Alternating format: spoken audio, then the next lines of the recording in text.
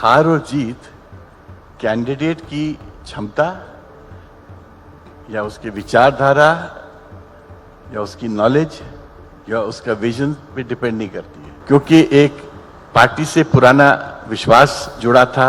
मेरी मदर मेरे से नाराज थी, मेरी मदर इन लॉ मेरे से नाराज थी कि तुमने हाँ क्यों बोला। पर ये तो एक बार होता है, आपने 2 बार चुनाव लड़े हैं। पार्टी के लिए लड़ा। मैं इस चीज को इसलिए ज्यादा चर्चा नहीं करता हूं कि ये मेरा कोई व्यक्तिगत मामला नहीं है। मेरा एक ही पहला सवाल है, आप स्वीकार्य तो हैं, आप पार्टी में स्वीकार्य हैं, आप सभी जगह पर स्वीकार्य हैं, चुनाव हार जाते हैं। ये विडंबना है। विडंबना इसलिए है कि हार और जीत कैंडिडेट की क्षमता या उसके विचारधारा या उसकी नॉलेज या उसका विजन पे डिपेंड नहीं करती है। हार और जीत डिपेंड करती है कि आप किस वक्त पॉलिटिक्स में आए हो, उस वक्त की हवा फिजा क्या है। मैं तो एक्टिव पॉलिटिक्स में था ही नहीं। 2014 में जब कांग्रेस का संकट का समय था और लोग उस वक्त चुनाव लड़ने के लिए मिल नहीं रहे थे, तो पूरी पार्टी ने मुझे रिक्वेस्ट किया था कि तनखा साहब प्लीज जबलपुर से आके चुनाव लड़िए, जिससे हमको एक संबल मिलेगा, एक बल मिलेगा।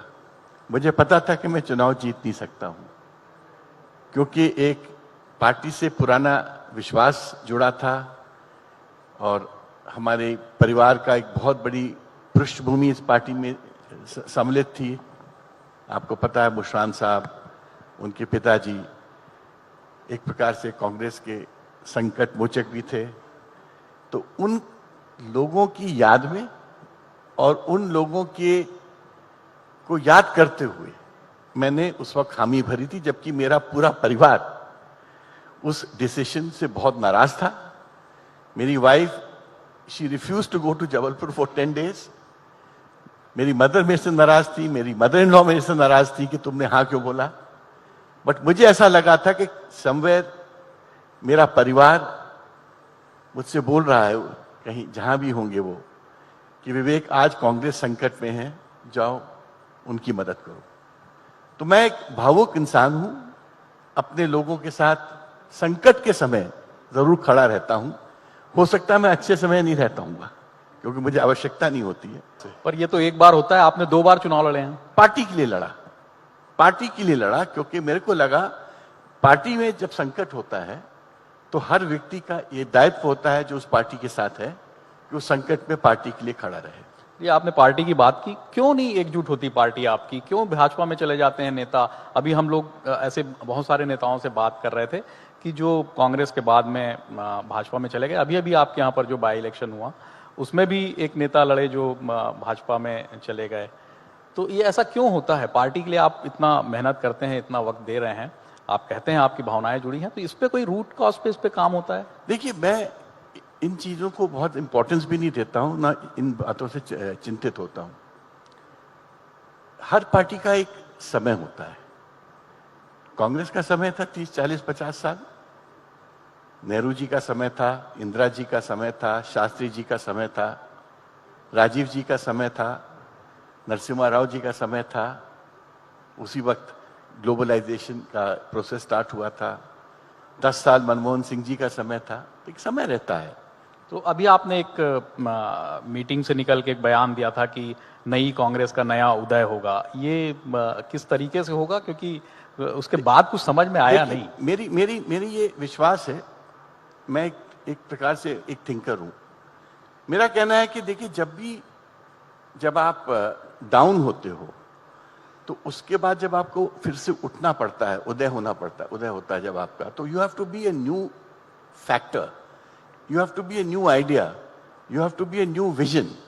और ये विजन से ही आप आगे बढ़ते हो। और मेरे को ऐसा लगता है कि कांग्रेस एक पुरानी पार्टी है, तो पुराने लीडर्स भी हैं, बट कांग्रेस को नए लोगों की जरूरत है, नए विजन की जरूरत है, नए आइडियाज की जरूरत है। और जो मध्य प्रदेश में एक परिवर्तन आया, उसका एक पार्ट है। आप अभी एक बड़ा मामला एक चर्चा में था, आपने 10 करोड़ रुपए की मानहानि का दावा भी किया है। तो ये दरअसल क्या था कि ये ओबीसी आरक्षण पर रोक के लिए आपको जिम्मेदार बता दिया गया? एक्चुअली मैं इस चीज को इसलिए ज्यादा चर्चा नहीं करता हूं कि ये मेरा कोई व्यक्तिगत मामला नहीं है। शिवराज जी से या वीडी शर्मा साहब से या भूपेंद्र जी से मेरे आज के नहीं, बहुत पुराने परिचय है, संबंध है।